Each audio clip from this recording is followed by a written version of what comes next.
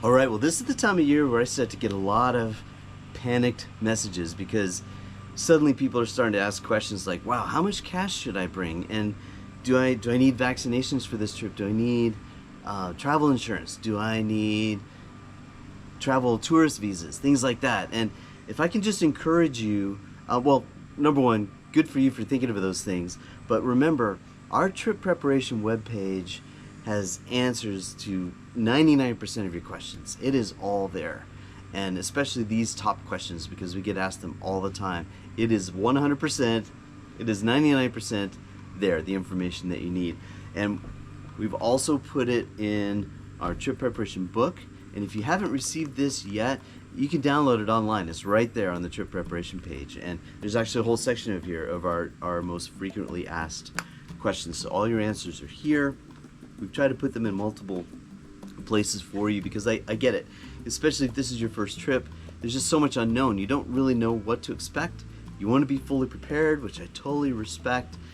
So please, all of that is organized, well organized. It's just a matter of you taking the time to read it, and that's really what it boils down to. All right, let's just talk about the first one. Let's talk about cash. We really work our best to make sure we don't nickel and dime you. We don't hit you with surprise fees. We really cover all the big expenses for you from the moment you land in Brazil to the time you leave. We are going to cover the vast majority of your trip. And we just try to make it as one price. Now there are a couple of things that you do need to cover, and like your hotel bar tab, that's on you. Your meals in Manaus, those are on you, and payments like that, I would recommend just paying with your credit card. Credit cards are easily acceptable there. It's no problem at all. You'll get a decent exchange rate. You might get hit with a small international transaction fee depending on your card, but it's usually very nominal. I would really go that route. Now, there are some reasons why you will want cash, and you do want cash for this trip. Number one, I would have just some walking around cash, just something to have in your pocket in case of emergencies. Always smart to have. You'll also want to tip your Manaus team. So you will have a travel host, translator with you. You'll have a driver with you. And I would just say, I would tip them $20, which would be 100 reals, or reais is how they pronounce it properly. But 100 reals would be totally appropriate as a tip. Just tip them once through your time, either when you leave or when you at the end of the first day. It's up to you. And then if you're going on any of our excursions, let's just walk through that quickly. If you're doing a city tour, which is a blast, again, I would tip another 100 reals. I think that's totally fair. $20 is a lot of money to them.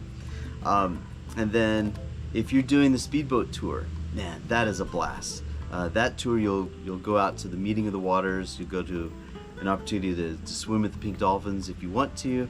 Then you can go to an indigenous tribe and just see what their lives are like. And you're back back after lunch.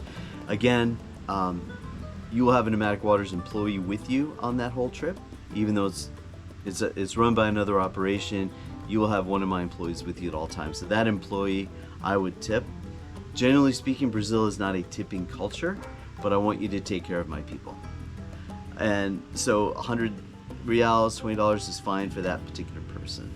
And then the other one is the Arapaima day fishing trip, which is just an incredible once-in-a-lifetime experience to be able to sight fish. You can see fish that are 100, 200 pounds.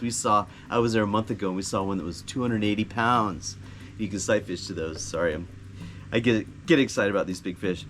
For that particular trip, and this is just you and me talking, my personal opinion is about to jump out here, but they are charging so much money for that trip. I really feel like a tip is unnecessary, but that is your discretion. That's up to you. They are just charging an immense amount of money for that trip. It's an incredible trip, but I just don't feel like a tip is necessary. But whenever you're tipping, please tip in Brazilian cash. So let's talk about that. And then we'll go into tips for the crew and the interior. But let's just talk about cash. U.S. funds you can't use those to pay for anything in Manaus. So to give tips to my crew in U.S. funds means that they have to go somewhere to exchange that money. Now, in Manaus, they can exchange it. It's not a big deal, but they will always get a terrible exchange rate. And they are not educated enough to understand what a good rate is and what a bad rate is.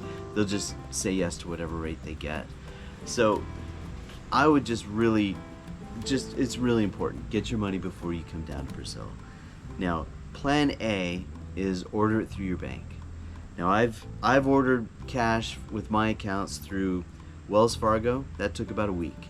Synovus Bank, which is an awesome bank. I literally had my Brazilian money the next day. Chase Bank, I think it took a week. Yep, Chase was great. Bank of America, with everything they do, is super slow. That took 3 weeks. But so just order it early enough where the banks can bring it down to the branch. You can go and pick it up. There is an exchange rate there, but that is the minimal amount of exchange rates. A plan B is to exchange it at the airport. And I'm just telling you, man, the last time I did that, it was an emergency and I had to get cash. I did it at the airport. It was a 30% fee. 30%. I was not happy because that's just a lot of money. And I was just not happy with myself because if I would have ordered it in time, I wouldn't have had to pay 30% penalty. And then plan C, it would be to use the ATMs in Manaus. Now, there is an ATM in the hotel. Depending on how many people have gone through there, how many tourists have gone through there, the ATMs tend to run out of money quite often, or they're broken down quite often. So I just wouldn't plan on that. That's more of an emergency backup plan, but it's there if you absolutely had to. And then let's just talk about the interior. So what we recommend for tips for my crew in the interior is 10% of your trip cost is a good place to start. That's our recommendation. You know, we have a lot of return guests who tip a lot more than that, but that is a reasonable amount to start off with. So, you know, this year to start with $650. Now, if you were to arrive and hand my crew $650 in U.S. funds, here's the problem with that. Now, we can deal with it. It's not the end of the world, but just to give you a glimpse of the inside of what's happening. That crew member lives in the interior, right? They live in small communities of 5 to 7 households. They are 100 miles from any bank. They don't have a bank account, right? So they're going to have to find someone to exchange that for them. And I know you think, well, why don't you just exchange it, right? Well, on the surface, yeah, that makes sense. I've got 120 guests this year. That is way too much cash for us to be having laying around. That is extremely risky. I'm just not going to do that. And I don't ever want to touch my crew's tips.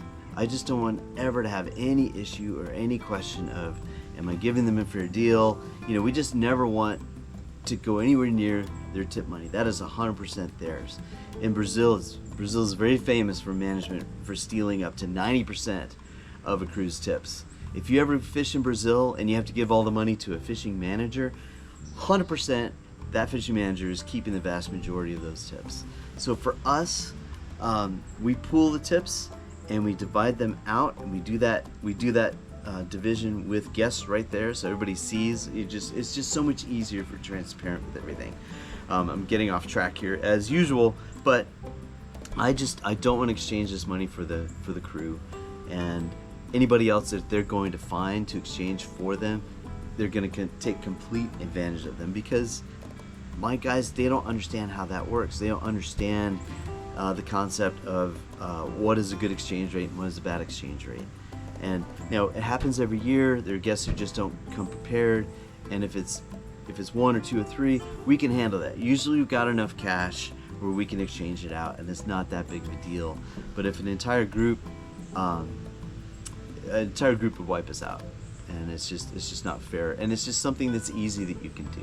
So again, you can go on your bank's app on the phone and order the exchange. You can go on your PC, You can go to the branch office and just request it. It's literally a 3-minute process, and it's not a big deal. So there's way too much information, but there's reasons why we ask that you exchange your money and come down with Brazilian cash. All right, moving on. I would say I'm just looking at some of the mistakes that I see a lot of guests make. One of them really comes to mind is if you are investing in new gear for this trip, getting a nice new reel or new rod or something like that, put the outfit together and cast it before you come down. Make sure everything's working. I had a week in the Rio Negro last season. On the same week, I had 3 guests whose reels were either lined up in the wrong direction, or the drags were not set properly. And the guest is like, this drag just won't engage. I don't understand. It's just not working at all. Well, that's because it's set for right hand retrieve and not left hand retrieve. So that's an easy one. We can just, we have the know-how to switch the drag and fix that for you. But if your line is wound up the wrong direction, you've got a couple of, really all you can do is learn to fish it with the wrong hand, or we have to take all that off, lay all the backing down on the ground, and put all that back on in the right direction. Again, it's not the end of the world, but it's just a pain. I mean, you're spending good amounts of money on this new equipment. You've got to take the time to make sure that it works before you come down, because you want to be able to hit the ground running and just experience this place. You don't have to have technical difficulties. Imagine spending $600 on a new reel and you have to fish it on the wrong side all week. It's easily fixed as long as you check it out beforehand. All right, speaking of putting your gear together and trying it out, you'll notice on our learning center on the website, and you'll notice in our trip prep book, I have peppered throughout there the same sentence: practice your casting. Practice your casting. Now hold on, don't hit the fast forward button. Please just hear me out. I'll try to make this quick, but this is a presentation fishery, right? Presentation and accuracy are 90% of the reason why you've caught that fish. The lure that you're using or the choice of fly that you're using is 10% of why you caught that fish.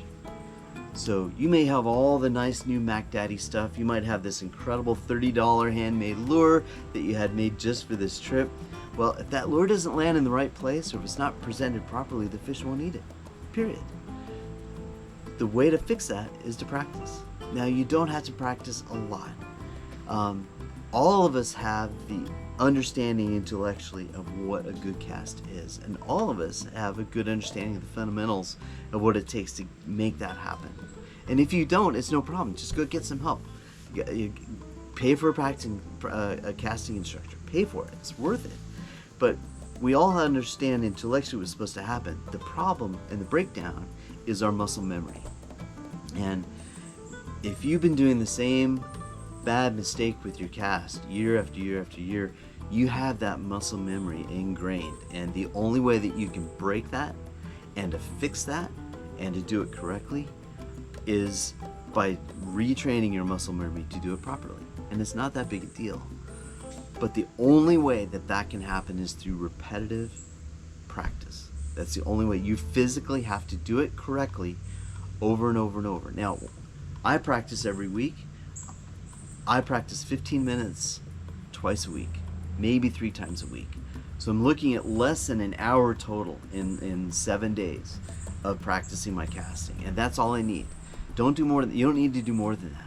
You just need to be hyper focused on doing the proper fundamental in your casting. When you're practicing your casting, that's not the time to go out there and try to cast as far as you can. It's not what this is about. This is about making sure that your fundamentals are right and making sure that your accuracy is spot on. Cast to a target, get it out there, and repetitively get it out there and focus on hitting that cast. I would set a target out about 50 feet. That's ideal. That's about the distance that most of your guys will be moving you to and be working with you. Now, we had a guest last season, and I've asked permission to tell this story. We had a guest last season. His absolute best cast with the fly rod was 18 feet. 18 feet. right? Fly rod is 9 feet long. So he could basically just get it out just enough so that his intermediate sink was out of the rod tip. And so that's what we had to work with for the week. So, we've got guests catching giant fish, and then he's like, well, I don't understand. I need a different guide. Well, your guide is fine. Actually, your guide is amazing. But we just have to get your cast up to the point where we can be successful on the water. And if he would have spent just a little bit of time practicing with his casting, if he, casting, and I'm talking about fly casting here, to get a 9 weight with a jungle taper fly line to cast 30-40 feet is nothing. It's nothing. Because that system is designed and balanced and designed perfectly to launch that out. To make a 50-foot cast with a fly rod with that system is nothing. But your fundamentals have to be right. If your fundamentals are wrong, if you're over casting, if you're over false casting, if you're bringing your rod too far back, or you have too much line out, the system will fail. But if you do it all within line, it's just going to rock it out there, no problem at all. Very efficiently, very fast, very accurately, and that's going to catch fish. And if you're asking, well, how in the world am I supposed to know all of this? Don't worry about it. Look at my website under the Learning Center. I have a whole series of videos that walk you through exactly how we cast that system, and then get out and practice it. Please, because we want you to catch these fish. We want you to catch these giant fish, and we will put you in front of them, but we can't make the cast for you. So I hope you don't mind this straight, direct talk, but I want you to see the absolute best that we have to offer you, and practicing your casting is a complete will change the success rate for your trip.